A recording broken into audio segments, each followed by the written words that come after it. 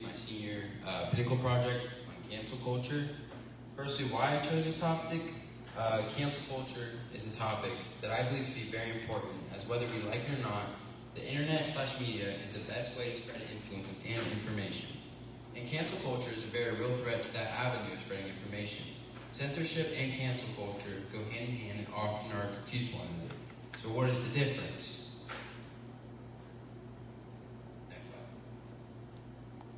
Censorship Censorship is the suppression or prohibition of any parts of books, films, news, etc. that are considered obscene, politically unacceptable, or a threat to security. Cancel culture, on the other hand, is a method of silencing an individual group for something they might have said that the media disagree with, and also results in a termination of the account you've built your following and platform on. Isn't it something that takes place in breaking of guidelines or rules? In fact, oftentimes no rules are broken. Sounds pretty backwards,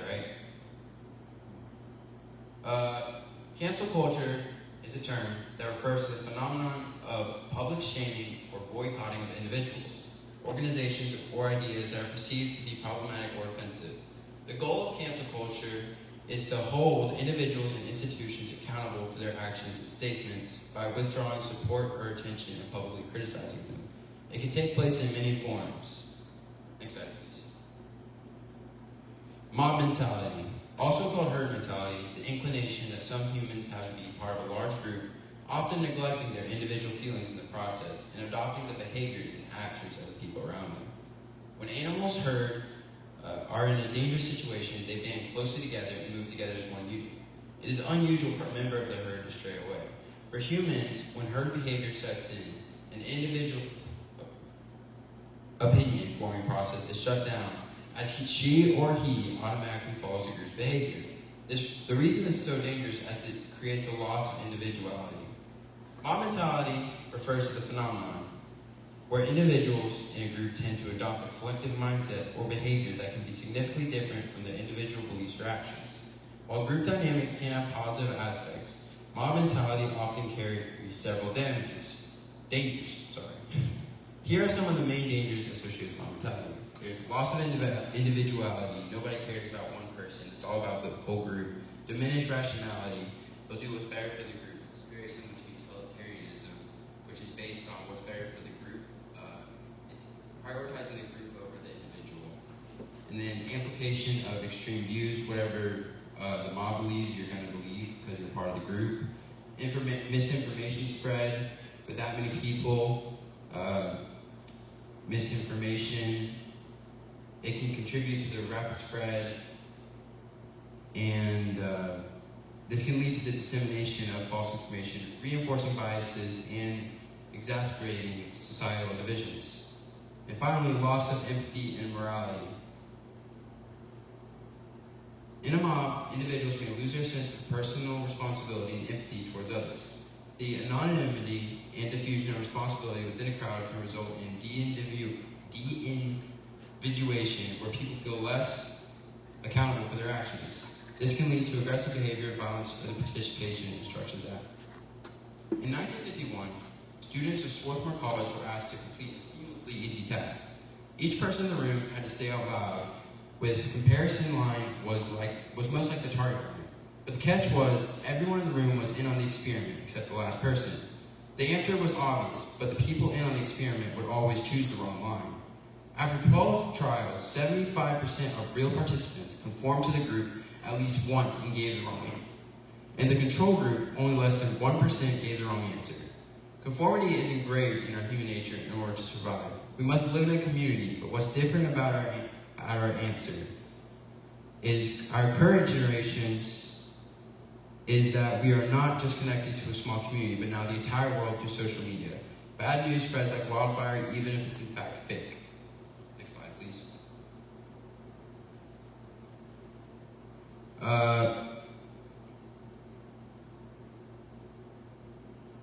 Cancel culture versus censorship. Oh, that was supposed to begin. I'm sorry. Go to the next one. Okay, social media. Social media plays a significant role in cancel culture.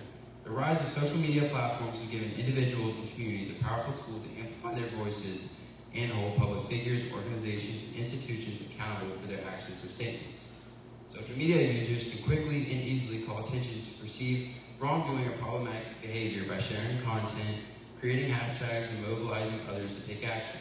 This can lead to public pressure, boycotts, and other forms of activism that can result in consequences such as loss of employment, public shame, or excursions from public discourse. At the same time, social media has also been criticized for fueling cancel culture and creating a culture of outrage and intolerance. The speed and reach of social media can lead to knee-jerk reactions and the spread of misinformation or incomplete information. And the anonymity of online communication can lead to harassment and bullying. Critics argue that cancel culture can stifle free speech and disencourage open debate, creating a climate of fear and self-censorship. Supporters of cancel cultures, on the other hand, see it as a necessary tool for holding individuals and organizations accountable and promoting social justice. An example of this is the forced apology videos on YouTube. If a creator does something that upsets their fan base, if they still want their support, oftentimes they have to apologize, even if they don't believe what they did was wrong or it was accidental. The man in the bottom left right there, his name is Logan Paul, and that's the thumbnail of an apology video he had to do for doing something that upset his fans very badly. Otherwise, he would have been deplatformed. This also creates an environment that isn't based on fixing mistakes, but pouncing on others' weaknesses and makes it too late to fix your past mistakes. In a recent study by Gabrielle Storga, she compared mistake-friendly and mistake-unfriendly environments. She conducted an experiment with kids in a math class. One class was mistake-friendly and the other wasn't. In the mistake-friendly environment, there was no fear and people worked harder as there was no fear of failing as it had no repercussions. However, in the mistake-unfriendly environment, they hardly even tried as to fear failing and being at the mercy of the mom. Next slide, please. So some modern day examples. I'm sure you know almost all the people. At the bottom is Andrew Tate. Okay, anyway. First is Kevin Hart. On October 2009, Kevin Hart posted a tweet regarding homosexuality. Fast forward 9 years, Kevin Hart was announced as the Oscars host and instantly faced backlash on Twitter within hours. Twitter users began retweeting his old posts and jokes, saying he never apologized for them, therefore he should not be allowed to host the Oscars. Homophobic accusations came flying at Kevin Hart, and he eventually stepped down from the Oscars and was forced to apologize as a means of salvaging his career. This is not the only time this has happened. As another example, Donald Trump realized he was no longer going to be president, so he turned to Twitter and began claiming that the election was rigged. He also mentioned that he will not be going to attend the inauguration on January 20th, 2020. President Trump's statement that he will not be attending the inauguration is being received, or was received, by a number of his supporters as a further confirmation that the election was not legitimate, so the media said. They misconstrued this as something it wasn't. Claims were made, Trump was saying stuff he wasn't. Attending the inauguration as a means to encourage extreme MAGA extremists to conduct violence as to not be there in harm's way, which just isn't true. The last example I have is Brett Weinstein, who is the man in the top right corner. He was a professor at Evergreen State University, and he wrote a letter concerning a new policy. Once a year, the university allows students of colors to a day off, but this time it was flipped. Rather than telling people of color to stay away for the day, they told white people to stay away for the day. Weinstein did not believe in this flip, so he wrote a letter against the new policy, and he said there is a huge difference between a group or coalition deciding to voluntarily absent themselves from a shared space in order to highlight their vital and underappreciated roles, and a group of coalition encouraging another group to go away. 50 students showed up to his class, calling him a racist the next day, but they were wrong. Brett Weinstein said, "The story that was being told about me in the end won, despite it not being true." In fact, his intentions were just and believed that the policy was reverted. It would bring more meaning to this day of absence. But at this point, he'd already been canceled and no one would listen. He taught at the school for 14 years with a perfect record and not a single incident of racism, yet he was forced to leave. This is one of the many examples of mob mentality. Comedians are also victims of deplatforming, as they must think very much carefully what they say in fear of cancellation compared to the past when it was much more open. Next slide, please. So, the validity of the news. There's something now called deepfakes, which refer to highly realistic manipulated media typically involving altered videos or images that make it appear as if the person said or did something they never actually did, pose several significant dangers. While the technology itself has some positive applications, such as in the entertainment industry or research fields, there are several risks associated with its misuse. Here are some of the key dangers of deepfakes. Also, just letting you know, that picture of Joe Rogan, that's not actually him, that's AI that created that. So first, misinformation and fake news.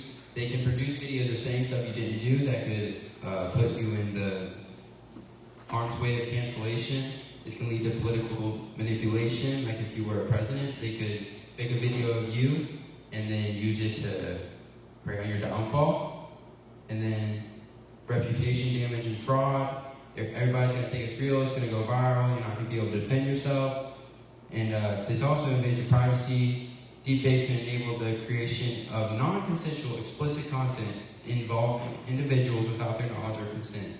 This constitutes a severe violation of privacy and can lead to emotional distress, reputational harm, and harassment. Deepfakes make it increasingly challenging for victims to protect their personal information and maintain control over their digital identities. Addressing the dangers of deepfake requires a combination of technological solutions, such as advanced detection algorithms and increased awareness and media literacy among the general public. Legal frameworks may also need to be developed or strengthened to address the malicious use of deepfakes and provide recourse for victims. And for the presidential elections, as I said earlier, the way these deepfakes can, they produce things that aren't real and can be used against you as if they were real. Next slide, please. The appeal to minorities. When it comes to cancel culture, it is important to recognize that minorities may have different perspectives and experiences of cancel culture compared to the majority. As such, it is essential to listen to and consider the voices and experiences of minority communities when discussing cancel culture. Minorities have historically been marginalized and excluded from mainstream society, and cancel culture has the potential to perpetuate this exclusion. Cancel culture can be used as a tool for marginalized communities to hold individuals and institutions accountable for discriminatory actions, but it can also be used as a way to silence and exclude minority voices. Therefore, it is important to approach cancel culture with a nuanced understanding of its impact on minority communities. This involves actively listening to the experiences and perspectives of marginalized communities, and ensuring that their voices are heard and taken into consideration when discussing issues related to cancel culture. Appealing to the minorities in the context of cancel culture requires building trust and relationship with these communities. This means engaging in open and honest dialogue, seeking to understand their concerns and experiences, and working collaboratively towards solutions that promote inclusivity, equity, and justice for all. However, these groups, despite often being made of so few people on social media, tend to have the most say. Next slide, please. A Christian perspective. The Christian perspective on cancel culture is diverse, as the Bible doesn't tackle this issue, so it's often up to interpretation. Some Christians may view cancel culture as a form of justice and accountability, while others see it as contrary to the teachings of forgiveness and redemption. From a Christian's perspective, the concept of forgiveness is central. Christians are called to forgive others as they have been forgiven by God, even if it means forgiving those who have hurt them deeply. This forgiveness is not just an emotional release, but an active choice to show compassion and mercy towards those who have wronged them. However, Christians also believe in accountability and the need for justice to be served. In cases of wrongdoings, Christians are also called to confront and challenge the behavior while seeking to restore the relationship with the offender. In the context of cancel culture, some Christians may view it as a way to hold individuals and institutions accountable for their actions, while others may see it as a form of condemnation that does not allow for forgiveness or redemption. Ultimately, Christians are called to love their neighbor and seek justice and righteousness in the world. This means standing up against injustices and working towards reconciliation and restoration, while also extending compassion and forgiveness to those who have wronged us. And that is all. Good job, bud.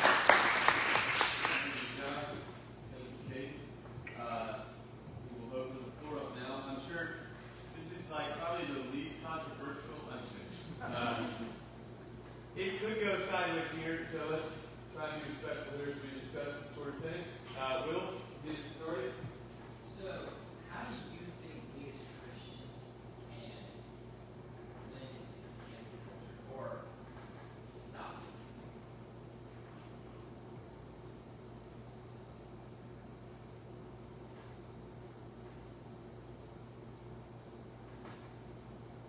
Well, oftentimes it's based on things that didn't happen. Like what I said with mob mentality earlier, everybody groups together and everybody like goes against one person.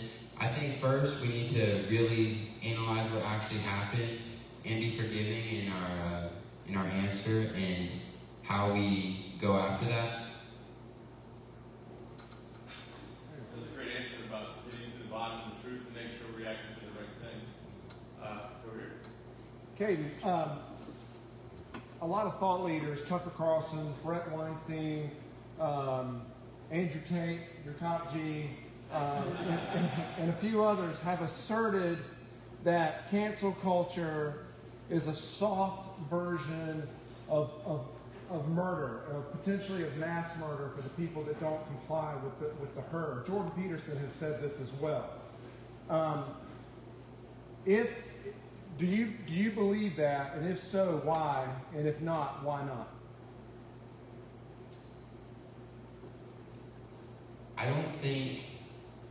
I guess you could say it is, because with the threat of cancel culture and you can't actually say what you want to say. So online, you're basically dead because you can't say what's actually on your mind. You're saying what is only acceptable to be heard. Even because if you say what's not acceptable, you're instantly gone. It's basically you don't have a say in the first place. So why be there? You know. That's a good answer. I've got quite a few, but I don't want to monopolize. We'll just get started, see how it goes. Is mob mentality ever a good thing? Can it ever be good?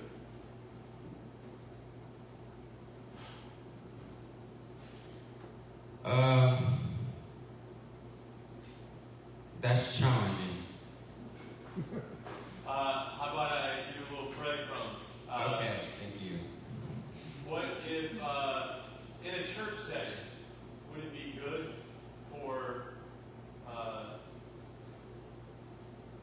an individual to So like if like everybody else is worshiping, they join in worshiping too? I think that's good, but I think the big problem with mob mentality is you don't know why you're doing it. You're just doing it because everybody else is doing it. Like you worship just because everybody else is worshiping. Not to say that's bad or anything, but where is that? You don't even know what you're doing. Like you don't even know that you're actually doing the God. You're just doing it just to be socially acceptable around everyone. Good answer. Good answer. So,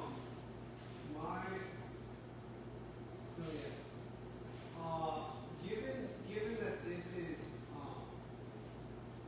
it seems fraught with potential problems, like wading through all of this, like all the difficulties of managing what's deep fake, what's fake news, what actually happened, like, is it even worth it? Like, what is there a reason why we should stay plugged in? Like, this is a lot of work to get through all. Yeah. This is a lot of, most of what we said just sounds like a bunch of, not nonsense, it's sensible, but it sounds like a tremendous amount of work to sift. I could spend hours of my day trying to figure out whether or not Trump actually said it or if it's deep, right? Like, when you could be raising chickens. yeah, I could be raising chickens and writing poetry. Both of those are objectively better. Yeah. So why even try? If you want to, in like our modern world, if you really want to get your view out there and really you could go public, the internet is almost essential nowadays. So if you were to just completely remove that, your level of influence would definitely drop for sure, because you wouldn't be able to reach as many people. Yeah. And the fact that these deepfakes are here is just threatening your ability to stay there and still be able to, what you actually say, be heard. Right. But its influence, perhaps my influence would wane, but its influence within limits. I only get to influence insofar as I say things that are approved of. Is that right? Or are there people who are out there influencing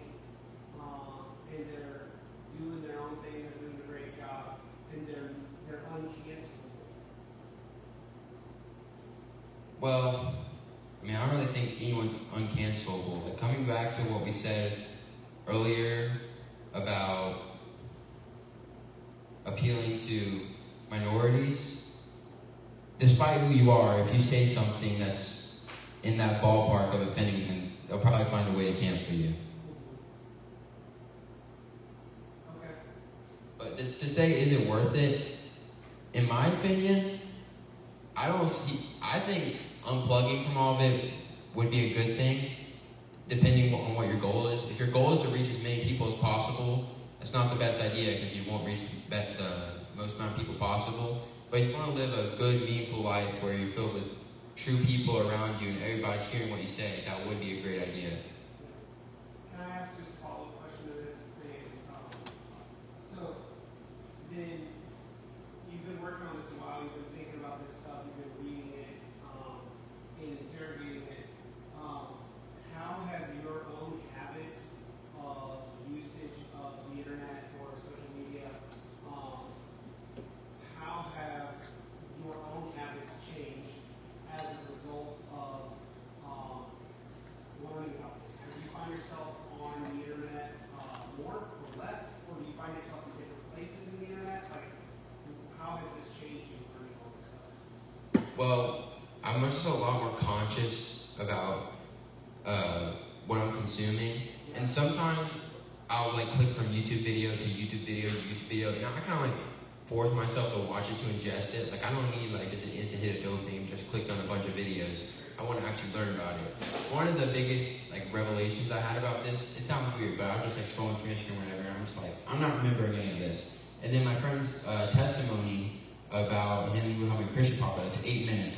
I'm not going to watch this for 8 minutes, bro. But I watched it for 8 minutes, and I remember it, and I'm like, that was so much better experiencing that than just getting instant hits of dopamine that I don't even remember. Because I don't remember half the stuff I consume. Yeah.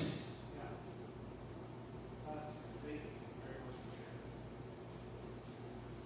sharing. I just want to say, you hit on something earlier, that no matter what your views on these issues are, that's just so important. I've been experiencing and living out this phenomenon right now in my workplace, where someone made an allegation online to get mob mentality started against it, that the institution was doing something with children and having surgeries and things, none of which is at all true. But people have lost their job, quit their jobs, gotten themselves angry and upset, experienced shame and guilt and all kind of things when none of it ever happened. And it has been really hard and challenging to stop the mob mentality once it got going, because the mob mentality was on the side of righteousness. People had righteous indignation over the issue, and so there was justification to pile on. We felt good about piling on because we're standing against a moral wrong. The problem is that it wasn't a truth to begin with.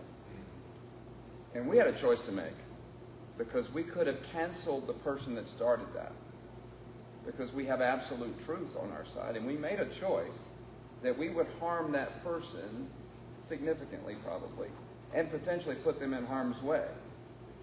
On the other hand, we had death threats against doctors for a thing that they never participated in or did, because they just believed it. And so when you said the words, I got to get to the bottom of what's true, the source of finding truth is what's important. Because had anyone called, not through internet, not going through the same filtered mess to get the answer, but when truth prevailed is when we went to the source. Has there ever been this case ever happened? Because the logs are there. And the answer, of course, is no. And no capability to do it, no tools to do it. And it was important for someone to get to the bottom of truth outside of that noisy environment. And then what we found, at least for now, I don't think the deal is done, but is that to wait and let truth prevail. And most people do come to some reason without the harm of violence, social violence happening, if we just let truth come to light. So you're so profound in your statement of what you've learned is that the importance is to step back and try to get to the bottom of what's true.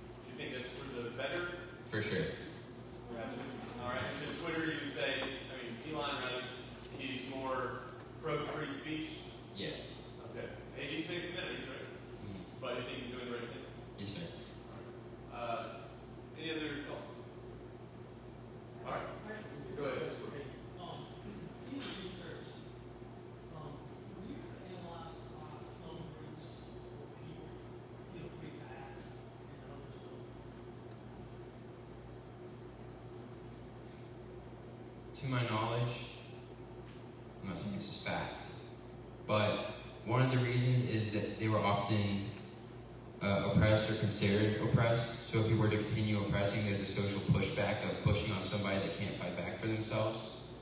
Good. All right. Man, dodging the headlines. Woo! Good job.